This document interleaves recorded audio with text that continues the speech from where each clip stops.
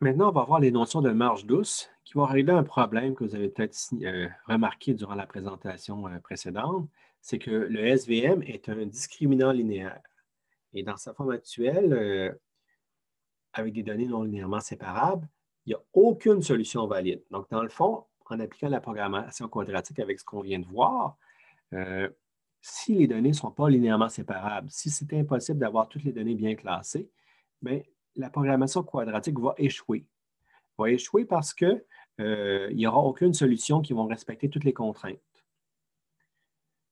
Donc, ça ne marchera pas. Donc, on peut dire, ouais, mais c'est quand même donc très limitatif. On ne peut pas faire grand-chose avec ça.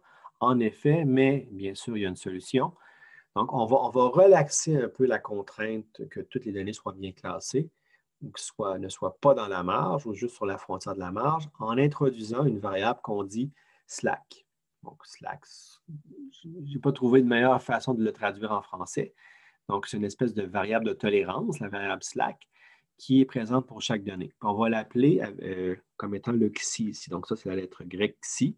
Puis on va dire que le xi est plus grand ou égal à 0 pour chacune des données xt. Donc, pour chaque donnée xt, on va avoir un xi qui est une variable slack de tolérance.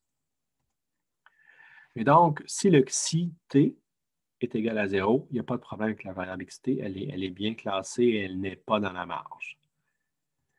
Si le xi est plus grand que 0 et non nul. Donc là, ce qu'on peut observer, c'est qu'il y a une déviation de la variable xt qui est dans la marge.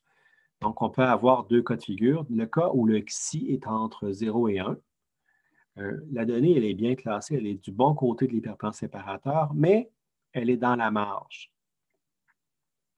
Sinon, si le xi est plus grand que 1, bien là, on a une donnée qui est du mauvais côté de l'hyperplan séparateur, qui est mal classée directement. Donc, avec cette variable xi-là, on va avoir une tolérance. On va tolérer que des données peuvent être mal classées. Donc, dans le cadre de données non linéairement séparables, c'est nécessaire. Comme ça, on s'assure que si c'est non linéairement séparable, on est quand même capable de faire au mieux en faisant quelques erreurs avec des xi qui vont être plus grands que 1. Puis le xi entre 0 et 1, bien, ça offre une tolérance. Des fois, ça permet de faire certains placements d'hyperplans séparateurs qui va avoir une marge plus grande, mais qui va tolérer quelques valeurs dans la marge.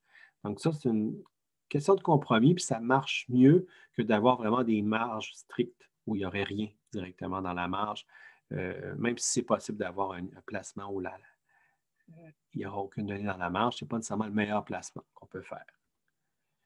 Et donc là, pour pouvoir intégrer cette notion-là de variable slack, on va donc réécrire le critère d'optimisation. Auparavant, le critère d'optimisation, c'était, bon, qu'on dit, on oubliait ce qu'il y a ici, là, c'était vraiment RT fois HDXT est plus grand que 1. Alors maintenant, on va ajouter le moins xi t. Donc, c'est ce moins xi t-là qui va permettre une certaine tolérance, qui va permettre que le RT HDXT soit plus petit que 1, et même peut-être négatif. Puis quand le RT HDXT est négatif, on se rappelle, ça veut dire que la donnée elle est mal classée. Et donc, ça permet de tolérer les erreurs. Mais cependant, on va faire quand même, on va intégrer dans notre critère d'optimisation la notion d'erreur, de tolérance introduite par l'XI. On va dire donc le niveau d'erreur associé aux données qui ne sont pas séparables linéairement, ça va être la sommation d'excité directement. On va dire la sommation d'excité, on a le niveau d'erreur qu'on introduit par la tolérance. Donc, pour illustrer ça, on a un exemple ici. Donc, on a un exemple avec des données selon deux classes. Là, ce qu'on voit, c'est qu'on a 5 vecteurs de support et non 3.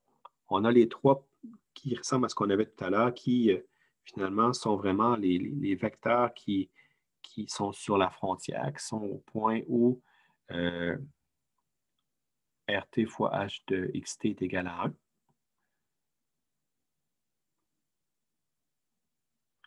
Donc ici, ce qu'on voit, c'est de ce côté-ci, c'est vraiment le côté où le H de XT est négatif, alors qu'ici, c'est le H de XT qui est positif. Et là, ce qu'on voit, c'est qu'on a deux données spéciales, deux données particulières. On a vraiment la donnée ici et la donnée là. Donc ces deux cas-là, ces deux données-là sont deux cas de figure différents. La donnée en rouge ici en bas, je vais effacer, je vais juste souligner, c'est vraiment un cas où le xi est inférieur à 1. Donc là, on a une donnée qui a un xi entre 0 et 1. Donc, on voit, elle est dans la marge, donc elle est de ce côté-ci de la frontière de la marge, mais elle est bien classée parce qu'elle est quand même du bon côté de l'hyperplan séparateur par rapport à ça. L'autre cas de figure, c'est une donnée qui est dans la marge, donc celle-ci, là, la donnée encerclée avec le carré bleu, pour lequel le xi est plus grand que 1. Donc, qu'est-ce que ça veut dire, ça? Ça veut dire qu'elle est dans la marge, mais plus encore, elle est mal classée. Donc, carrément, cette donnée-là ici, elle est de ce côté-ci de l'hyperplan séparateur.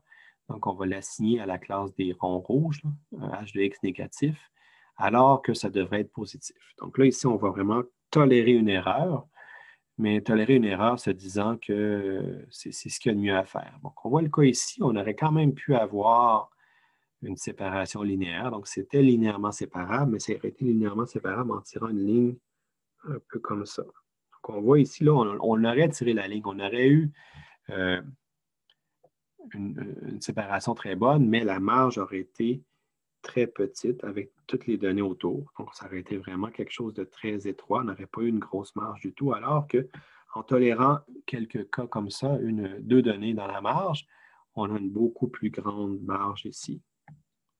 Ce qui est probablement mieux que de faire le classement avec aucune marge douce, aucune tolérance.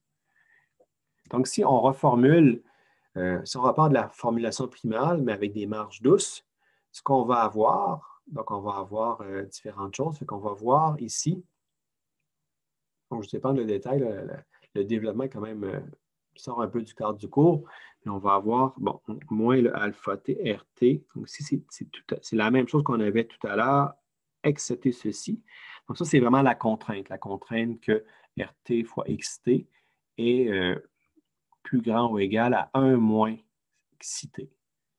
Donc, en réintégrant ça comme étant sous la forme de g de x est égal à 0, on arrive directement à cette forme-là de dire, voici, on a la contrainte vraiment de dire que toutes les données sont bien classées à une tolérance citée proche. Donc, on a ça ici. Puis ça, bien, on a le alpha t ici qui est finalement le multiplicateur de Lagrange, le facteur alpha t associé à la donnée xt pour cette contrainte-là. On a aussi ceci, grand C fois sommation d'excité. Donc ça fait partie de notre critère d'erreur. Dans le fond, c'est un ajout qu'on fait à ce qu'on avait ici auparavant. Donc là, on va optimiser, oui, pour maximiser la marge, mais aussi pour minimiser l'exi. Donc, on veut minimiser la norme de W au carré et minimiser le C fois la sommation d'excité. Puis le C, c'est un facteur de régularisation qui va faire l'ajustement entre la valeur de marge et la quantité de tolérance dans nos xi qu'on a par rapport aux marges douces. Et finalement, à droite ici, ça, c'est une façon de respecter la contrainte que les excités sont plus grands ou égaux à 0. Donc, on a des contraintes que l'excité soit positif et soit non nul, donc positif ou égaux à 0. Mais pour respecter cette contrainte-là, on doit introduire T contrainte qui nous dit que le mu T ici, c'est vraiment juste le facteur par rapport à notre contrainte dans la formulation par le multiplicateur de Lagrange qui nous dit que les xi doivent être plus grands ou égaux à 0.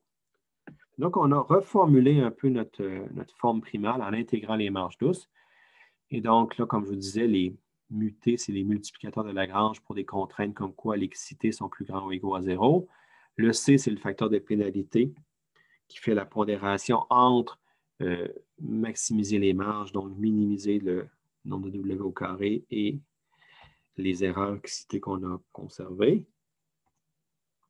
Et la formulation duale qui va en découler. Vous pouvez faire les développements là, de votre côté. Je vous épargne ça pour la présentation d'aujourd'hui. Ça revient à faire une maximisation de tout ça ici.